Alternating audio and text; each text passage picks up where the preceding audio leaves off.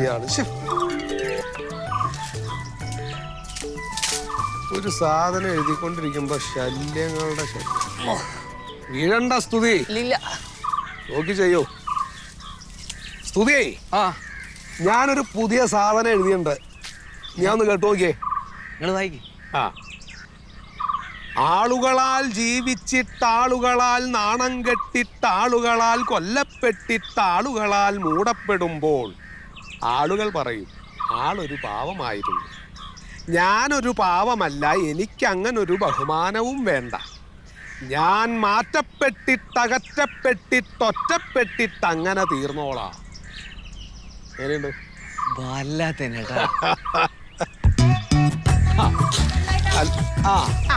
Phone കയ്യിലുണ്ടോ? Phone കയ്യിലുണ്ടല്ലോ. എന്നിട്ട് എന്താ phone എടുക്കണില്ലാന്ന് പറഞ്ഞു? ആര്? മന്മഥൻ. എത്ര തവണ ഇയാള് വിളിക്കും? എപ്പോ ഞാൻ എന്തെങ്കിലും എഴുതാന്ന് അപ്പൊ വിളിക്കും. ശീതളേട്ട ഫോൺ എടുക്കണില്ല പറഞ്ഞിട്ട് ഇന്റെ ഫോണിലേക്ക് വിളിച്ചേ. ആ സാഹിത്യ സാംസ്കാരിക സമാജ സമ്മേളനത്തിന്റെ 100ാം വാർഷിക പരിപാടി ഉണ്ടല്ലോ, അതിന് പ്രഭാഷണം പറയാൻ വേണ്ടി വിളിക്കുക. അപ്പൊ എന്താ ഫോൺ എടുക്കാതെ? എന്താ പോകുന്നില്ലേ? ഞാൻ പോകുന്നില്ല. എന്താ നിങ്ങൾക്ക് പോയാല്? എന്റെ സ്തുതി ആ നേരം കൊണ്ട് ഇവിടെ കുറച്ച് പുല്ലരിഞ്ഞ ആ പശുക്കൾക്ക് ഗുണം ചെയ്യും. പശുവിന്റെ കാര്യമൊക്കെ ഞാൻ നോക്കിക്കോളാം, നിങ്ങൾ ചെല്ലേ.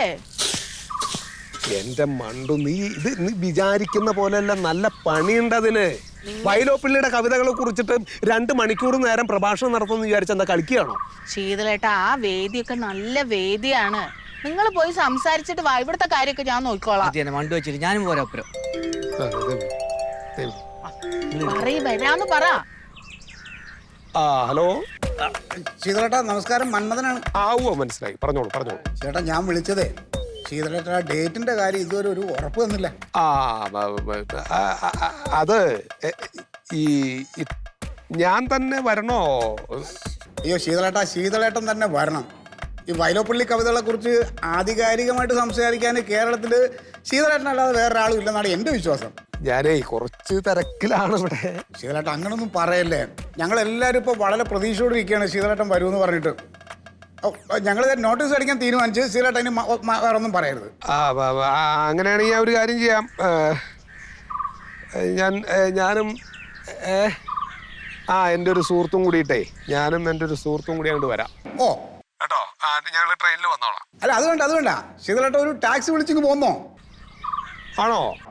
അതിന് വേണ്ടെന്ന് വെച്ചാൽ ഞാൻ ബാക്കി ചെയ്തോളാം. ഓ ശരി. അങ്ങനെയാണെങ്കിൽ ഞങ്ങൾ 2 പേരും കൂടി ഒരു കാർ വിളിച്ച് വരാം കേട്ടോ. ശീതളേട്ടാ, അപ്പോൾ ഞങ്ങൾ ഉറപ്പിക്കുകയാണ്, ഫിക്സ്, നോട്ടീസ് അടിക്കാൻ പോവാണ്. ശരി ആയിക്കോട്ടെ. Okay thank you. എന്തിനാട്ടോ, എന്റെ കവിത കേട്ടാൽ മനസ്സിലാവുന്ന ഏതെങ്കിലും ഒരുത്തനെങ്കിലും ആ വേദിയിൽ ഉണ്ടെന്ന് വിചാരിക്കാലോ. കാലൊന്നും പിടിക്കണ്ട. കൊടുവാണ് എടുത്ത